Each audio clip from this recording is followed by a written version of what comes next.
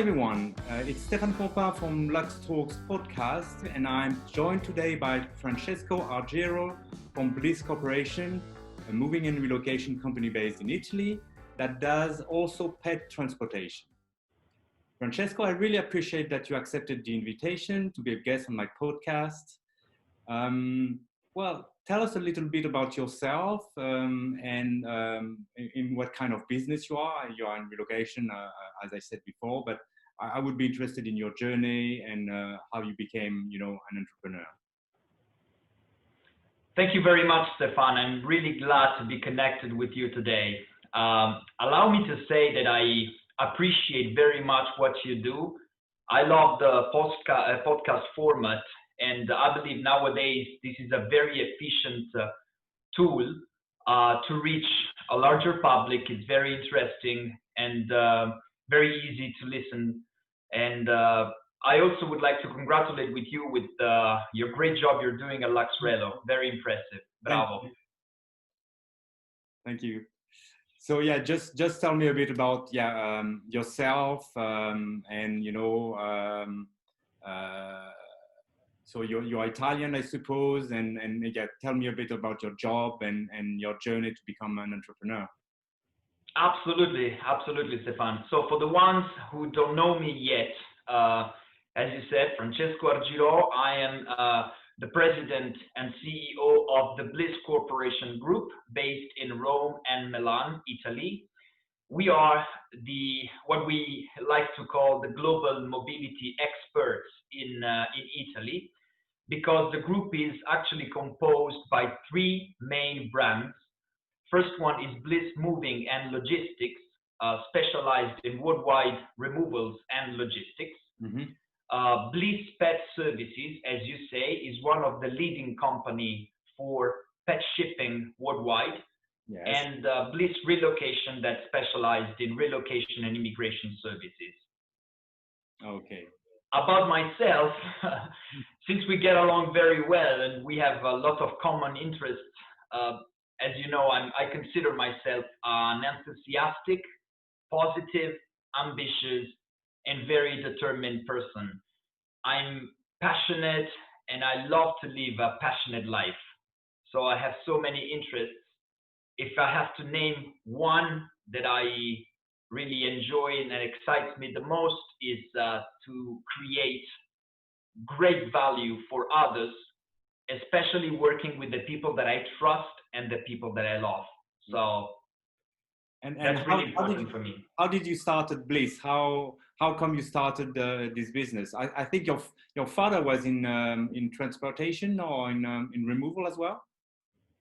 Yes, exactly. That's a family tradition, I would say. So to give you a little bit of background, I mean, I heard your story, and I also come from let's say an international family, because my mother was born and grown up in Libya, Africa, from an Italian family, but she lived in, she was born and lived there for 13 years. Then when Gaddafi came and all the Italians were, sent back to Italy. So she came back to Italy in the late 60s. Yeah. While my father grown up in the States, and he came back to Italy when in the mid 70s as well. So from their marriage, I was born with my two brothers, Giulio and Andrea, who works in the company as well. So I started in this business when I was 19. I was young. So after completing my studies, I decided to join the University of Law. But after 1 year, my father was looking for a coordinator in the company. And I said, I give it a shot. I mean, I was interested in what my father was doing forever. And I said, that's my chance. Oh, that's great. And so you basically you joined just because your father needed someone, and without a second thought, you said, okay, that's the way of starting a career. Well, yes and no. I mean, I told you. I mean, I grew up with the image of my father traveling all over the world. So I had this image of, very open-minded businessman that, just go here and there. So it was really in my mind. Yeah. And at the same time, university for me, I had this perception that it was a very long journey. Mm-hmm. And until you affirm yourself, it takes time. So I said, I had this luck to have my father involved in this business, which I love. Yeah. And I really want to start from the scratch. I mean, do all the things that I have to do, learn, and then, try to escalate and try to affirm myself.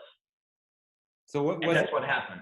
So just one question. So when you started to work for your father, was it already Bliss Corporation or was it another company? No, it wasn't another company. I had 8 years working in this company who was owned by my father and other partners. Okay. And I started, as I told you, literally from the scratch. I mean, from the very basic job. I was then coordinating moves. I've escalated in 8 years until reaching the position of quality manager for the company. Mm-hmm. It was purely for household goods removals. Then the company closed. So my father and the partners decided to close the company because of some problems with major clients. And at that time, I decided that I was, ready to do the big jump. And I had my own ideas, and I just decided to create a brand that was giving something to people that was not easy to find in Italy. So mm-hmm. Not just the classic standard removal company, because there was so many, and many are so well known, they're very old. Yeah.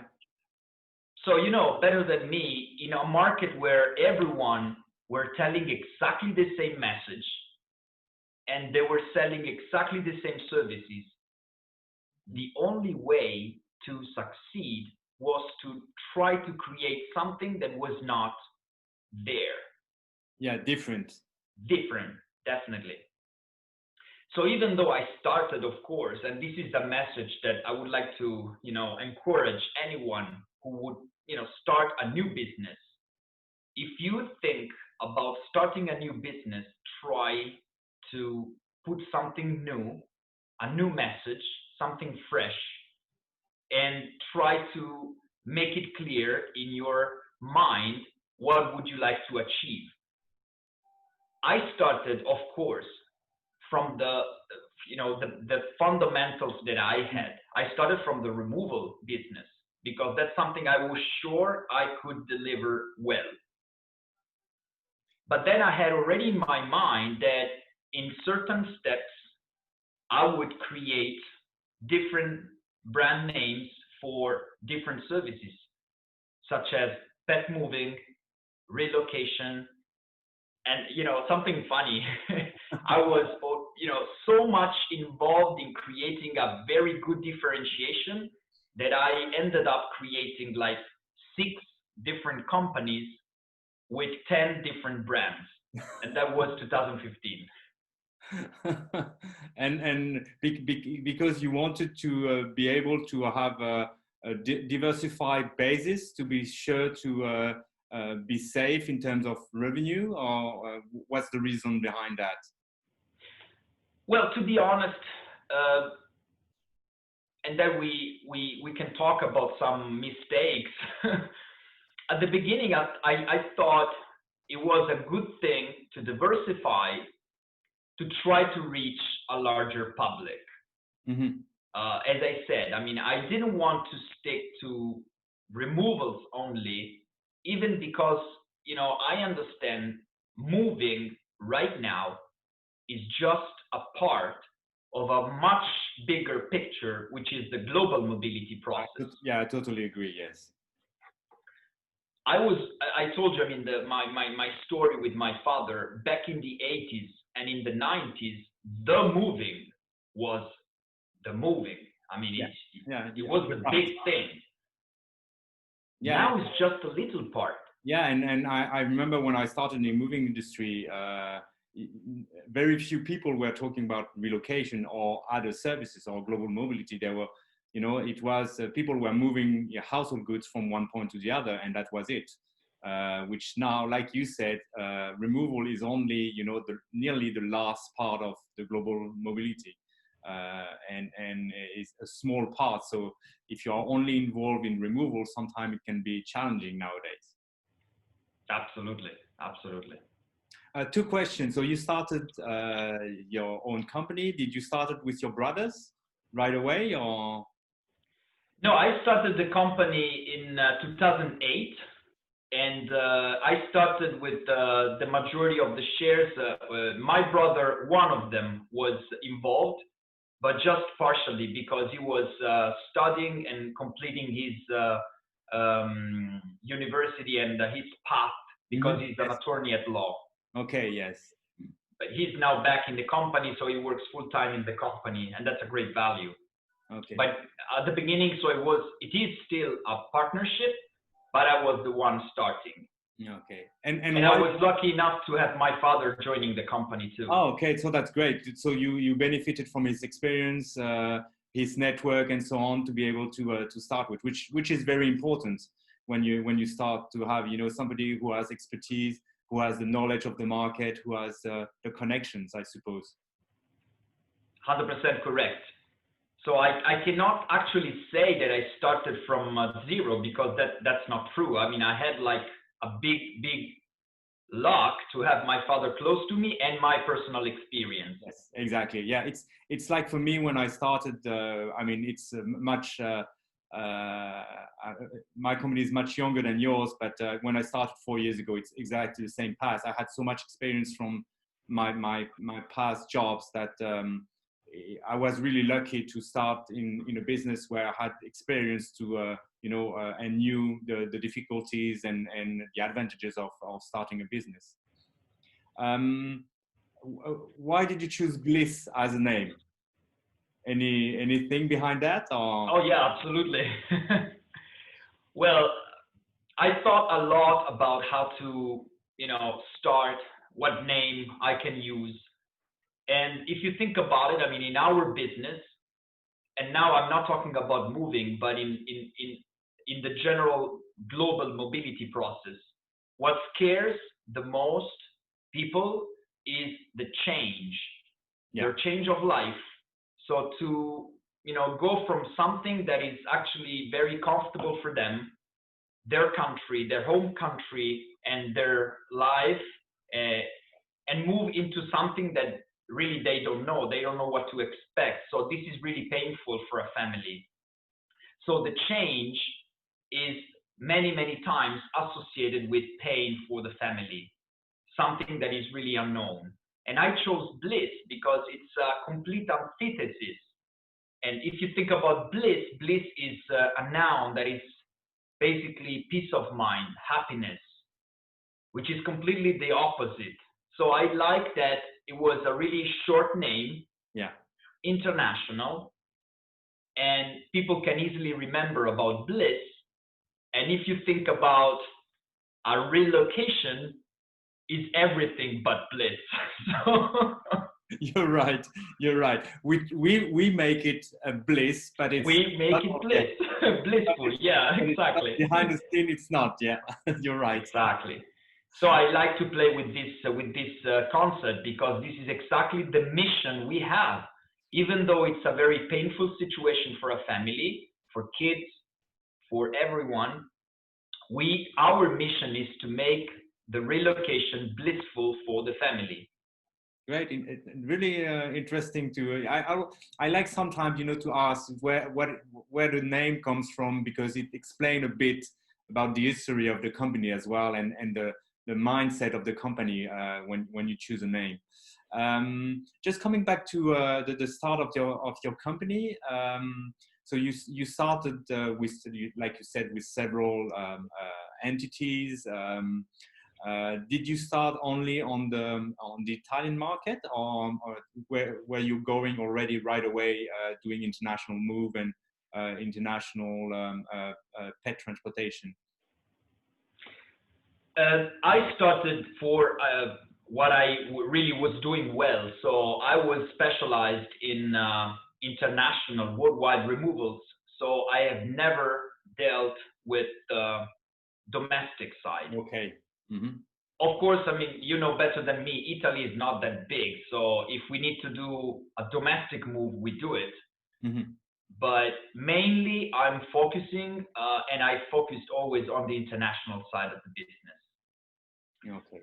It's curious to see how the pet division grew because believe me, at the beginning we had like tons of requests for moving pets domestically. But did you have, when you started the company, did you have an idea of having pet transportation, or did it came afterwards when you had demands? When I had demands, I was familiar with that, but I never thought about it. Yeah. But when I started to receive inquiries from families, I thought, well, it could be really interesting. And I started to study. Actually, I've invested 1 year without touching a single pet because I was so scared. Yeah, I can imagine. Yeah. I thought about it, and I started to do a few things, but I didn't just did the step to do it on a really professional way. I assist a few people when they ask me, but it's really on one request, and I do it, but I don't advertise on it anymore because yeah, you need to do it right, otherwise you can burn your wings when you don't do it properly. Because yeah, I mean, pets are part of families, so you need to handle them really professionally. Absolutely. My big concern was as an animal lover, and I'm truly animal lover. I was just scared. I mean, if someone would give its beloved pet to me to take care of him, and I could not think about the pet to feel bad or to be hurt during the move. So I said, okay, before saying yes, I just need to make sure to understand exactly how this works in all the process. And until I'm not 100% comfortable in giving the total guarantees to my client, I would not accept a single pet. Yeah, so that's how it went. That's good. And so now you, so is it a big part of your business now? Do you do you have any agent at the airport handling that, or do you do it yourself now? So useless to start at the beginning, I started to do everything. So because again, it was not only because of resources. Mm-hmm. When you start, you just try to optimize the resources. Exactly, yes.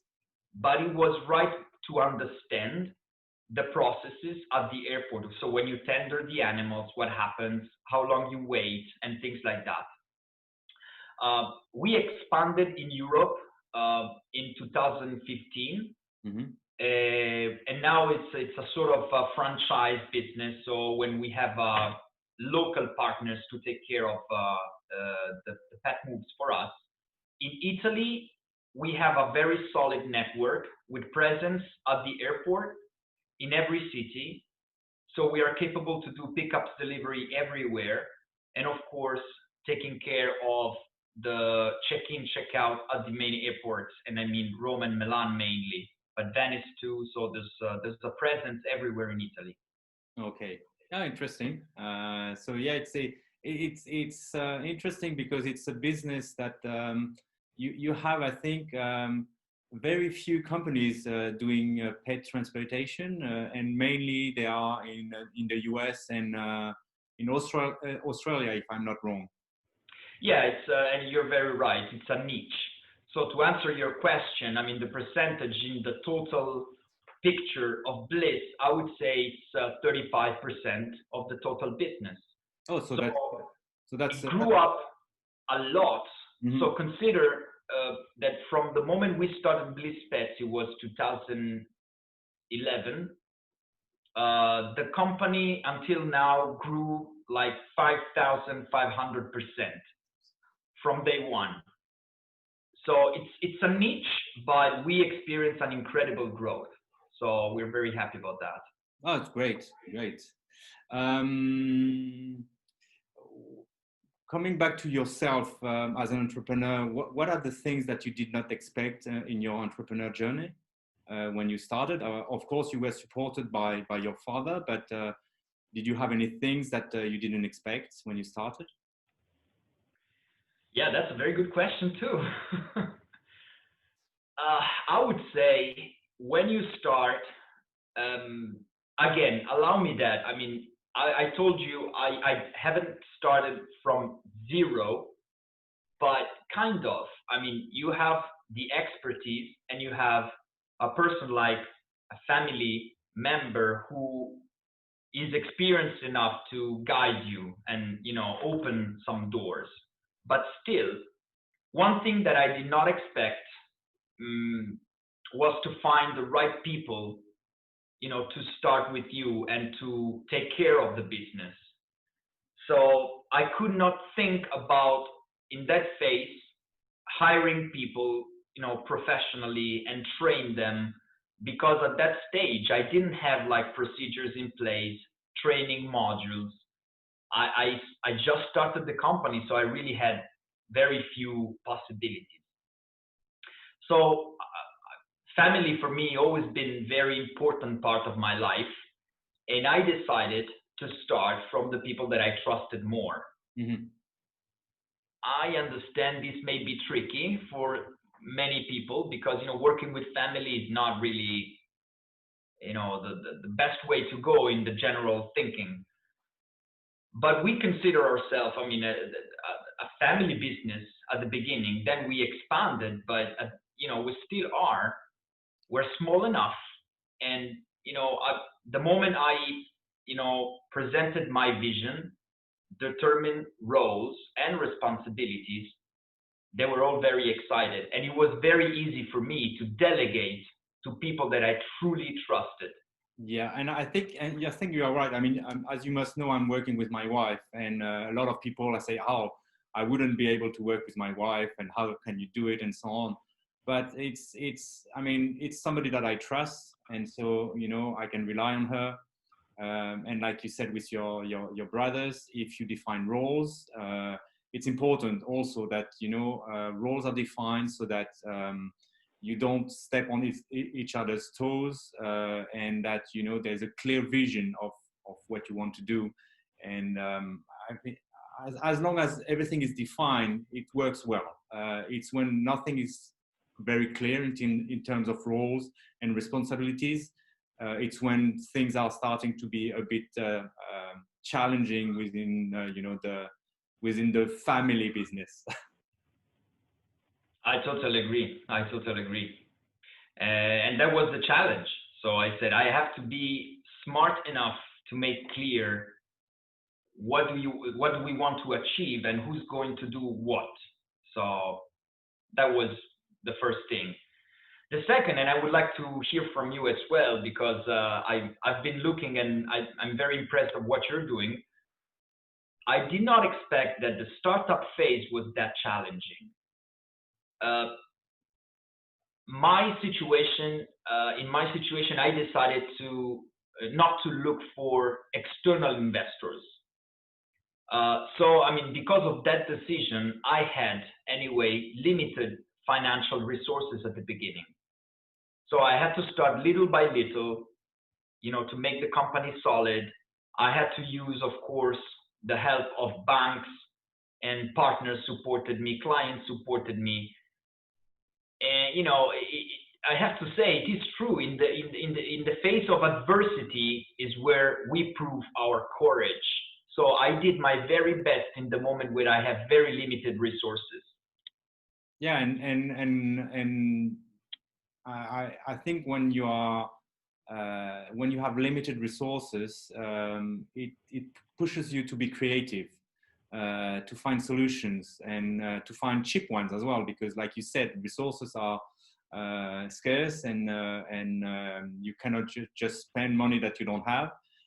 So you have to make sure that people overperform and that you have ideas that are not too expensive. So I totally agree with you on that.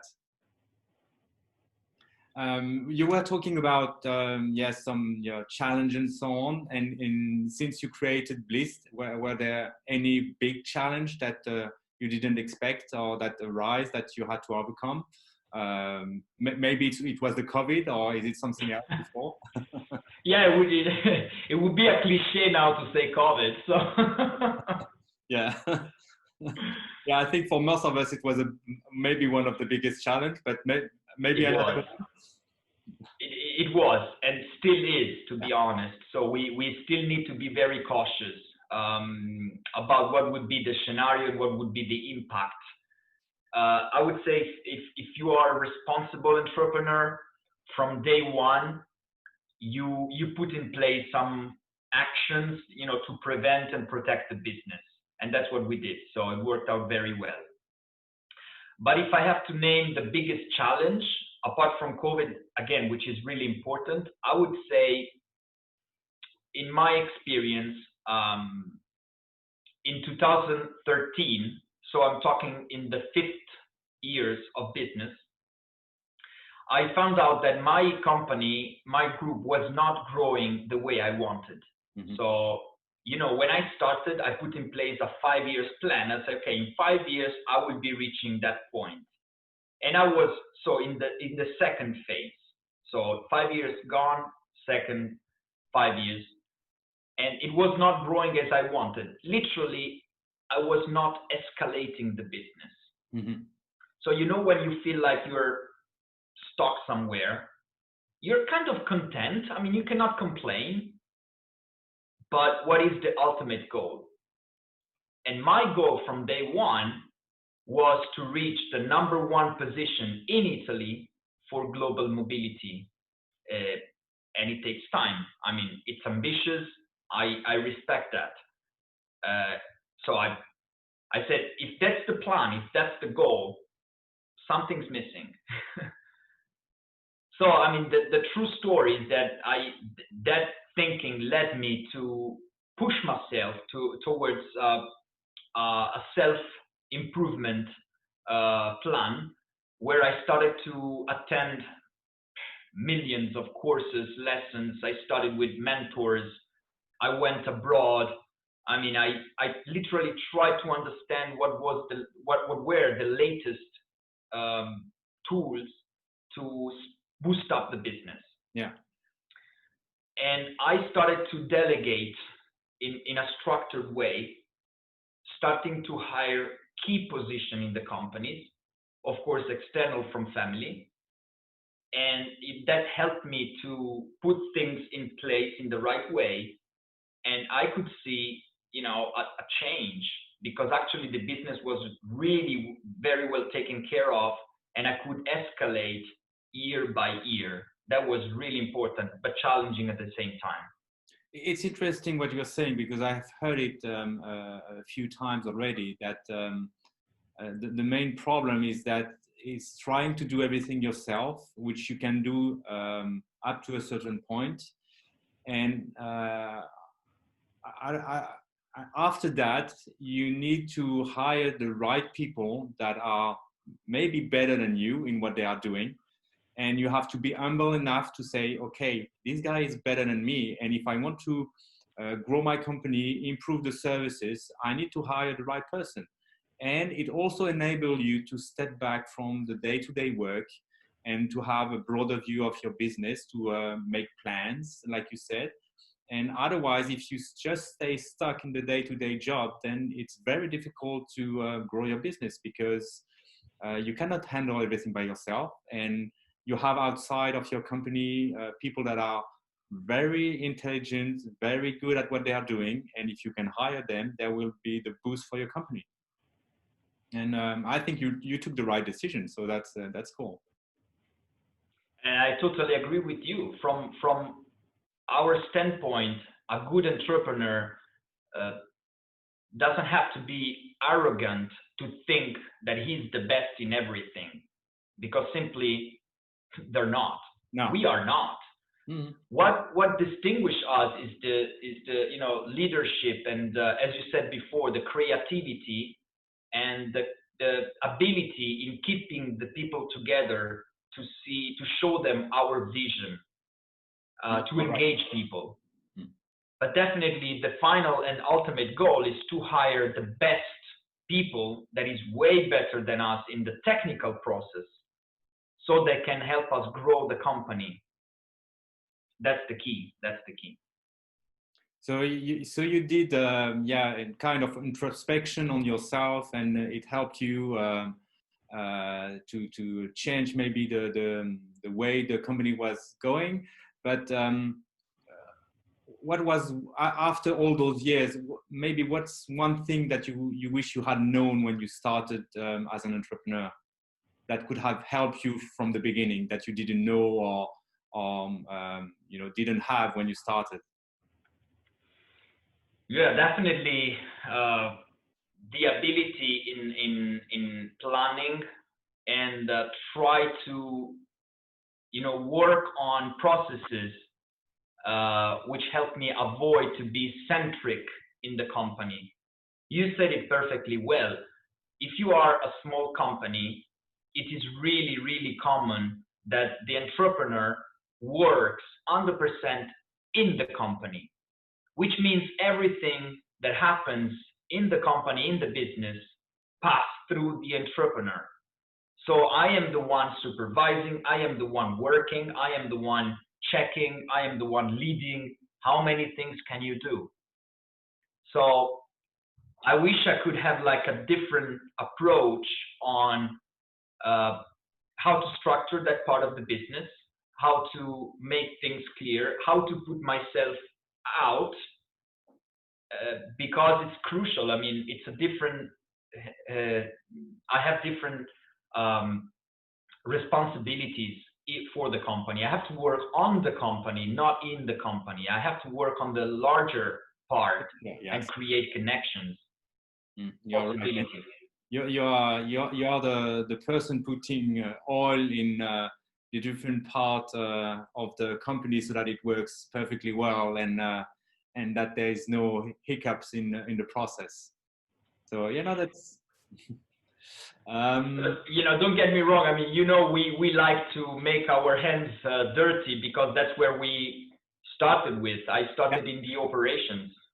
Same for me. I've been loading trucks and I'm on the road once in a while as well because when it's needed, and it's also a way to keep understanding the business and what's happening on the ground when for example in the relocation, when consultants are going on the road, you need to understand as well the challenges they have and how it works, so that when you plan ahead, you know what you are going to work on. But if you stay always outside, then that's a bit difficult. It's my opinion. 100% agree. 100%. So since you started the company, was there any big failure that you had, or none at all? No. And how did you learn from it? Many, Stefan, many mistakes. So the true entrepreneur path, then, failure and learn from them. That's correct. Yeah, that's what I love about your podcast. I mean, we'll be 100% honest. And you may agree with me that only if you do a lot, you can, you make a lot of mistakes. That's a fair equation. Yeah. If you don't do much, probably you will not make any mistake. So it is true that nowadays with all these social networks, we want to show the perfect part of the business, that we are all successful, we live an amazing life, that, everything is so perfect. When we have this kind of exchange, this moment, it is the moment that I love, because I really can say, oh man, I made tons of mistakes. I can write a book about how many I did. If I can name something, I mean, for, our public, and I would say keep the focus on the core business. And I mentioned to you that I was in a phase where I had 6 different companies with 10 brands, and I was doing consulting, I was doing coaching, I was doing trading, not in currencies, but I mean import, export, many different things. I was actually getting different inquiries to service a larger public. But the reality was none of the company was exceeding my expectation. Yeah. I could not grow the company because it was too spread out. Mm-hmm. So I said, okay, let's keep the focus on what I can do extraordinarily well. And then I closed the circle into the mobility because that's what I can do very well. So I said, okay, no more bullshit, and then just focus on 100% of excellence on these services, and I will be recognized as the best entrepreneur in that specific niche. It's interesting because, when you started, really the idea is to have a lot of services, maybe to gain visibility and to have different streamlines of revenues. But in fact, it might have been part of the difficulties you had of going to the next step, because your energy was spread out on several brands, and it was maybe difficult to control what was happening or invest time in each brand. And when you started maybe to, I don't know if it was at that time, but when you started to focus on the global mobility, it's also when you were able to reach another level. Absolutely. And since I ended up opening 6 companies with the same method, so that's why I like to call myself serial entrepreneur, because it was replicated with the same system, with the same business model, and it worked well. The problem is when you deliver a service which is strictly linked with your professional and human skills, you have 2 options. Either you deliver the service and that affects your time, or you find someone else to deliver that service, which is still very difficult. Yeah. And I would add another point, or you have investors who can help you boosting up the marketing and the visibility. Mm-hmm. But that's a different story. I mean, you have to find that specific situation that I did not having at that time. So yeah, and when you start, like you said before, you don't have the resources to put marketing, in every brand, and to hire, the right person in every brand. That's costly, and it's difficult to take the decision to do that, not being sure that you will be able to do it in every brand as well. Absolutely. Okay, maybe on a more personal side, is there a passion of yours that maybe you rarely share with people at work? Things that you do for yourself when you are back home? I have to say, I mean, we have a very, very special environment at Bliss. Now we reached 30 more people working in the company between Rome and Milan. And I have to say, it's really very nice environment. We exchange experiences, passions, hobby. We find the time to live out of office, common moment, sharing experiences. I told you, I mean, I have so many passion, and many we also exchange, like sports and outside activities. I've seen that you have a nice motorbike. So is it a passion of yours, motorbikes? Yeah, I mean, motorbikes and classics, I would say. I'm really, really passionate in vintage cars or vehicles in general. So Vespa and motorbikes and old cars. So I hope I can have my first old classic very soon. Great. So that's on your to-do list then. Definitely. Cool. Thanks a lot. So lastly, what are maybe your 2, 3 best tips or advices for our listeners wanting to launch their own business or to start as an entrepreneur? Is there any tips that you think would be useful for them? Oh, I believe so. And since this is something that I was, as I explained, I was teaching, I was helping entrepreneurs with, I'd be very glad to exchange at least 3 tips, very simple. And they may seem very simple, but if you analyze them specifically, you will find a lot of value. So I would say number 1, be prepared. So before launching your company, study your market, study the demand, the offer, study your competition, what they say, how they say it. Make a provisional business plan in detail, explaining who you will be in the next 3 to 5 years and how you do it as detailed as possible. So estimate cost, estimate how much volume you need to cover the cost. If your business is sustainable, being an entrepreneur is one of the most difficult professions in the world. So that's 1. I would say number 2, start a business that you truly, truly love.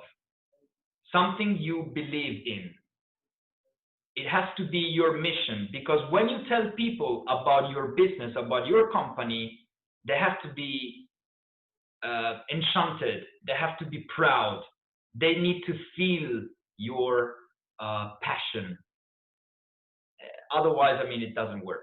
At least if you want to be number 1, you cannot explain something that you really don't like. Yeah, I agree. And I would say the last suggestion, think about anything you do or you can do, simple or difficult, and just hold. Think about that and try to take it to a very higher level, always, in everything you do. So if you're writing an email, let's say, okay, wait a second, how can I make it better? How can I just put more value in my client, in my partner? What would I like to hear if I were them? So try to put like the best value in everything you do, because excellence is not happening by chance. It's a habit. If you work on that every day, you will definitely succeed. It's interesting, the first tip you gave, which is, plan, be ready, because it's exactly that. I remember when I started, it took me 6 months I planned a start date, and 6 months before I did exactly that, study the market. Even if I had been on the market for many years, I didn't want to rely on rumors, sayings. I wanted to have the true story about what is the relocation market in Luxembourg. And you are right, it's the only way, because maybe I was wrong, and if after the study there was nothing interesting or no possibility of growth, then don't go for it. It's too dangerous. And you're right, be prepared. And the second one is, I think the most important one, go into something that you love, because otherwise you won't put the energy, time that you need to grow a business as an entrepreneur. If you don't like what you're doing, don't go for it. You will fail, pretty sure. And the market is pretty fair, Stefan. I've been watching closely to what you're doing. We've been very close. I've exchanged my recommendations with you because I truly mean what I wrote, and it's not a case. What you just said, you studied the market, you know what you're doing, and the market is pretty fair. It gives back in a very fair way. Yeah. So if you study, if you know what you're doing, if you know what to communicate, showing your personal passion, the market will pay you back. And that's what's happening. That's why I said you are one of the most active, proactive, very good communication. You don't only do a good job, but you tell people how you do it. That makes a big difference. Thank you. Okay, so we are reaching to the end of the podcast.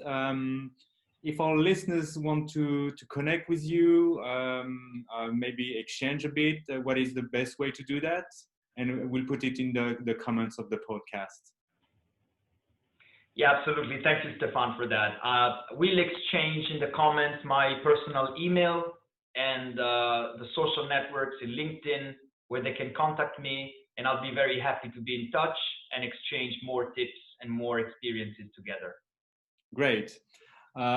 Thanks for joining the podcast, Francesco. It's very much appreciated. I loved our discussion, and we'll stay in touch. Thank you very much, Stefan. Very, very much. And it was my pleasure. I appreciate that very, very much.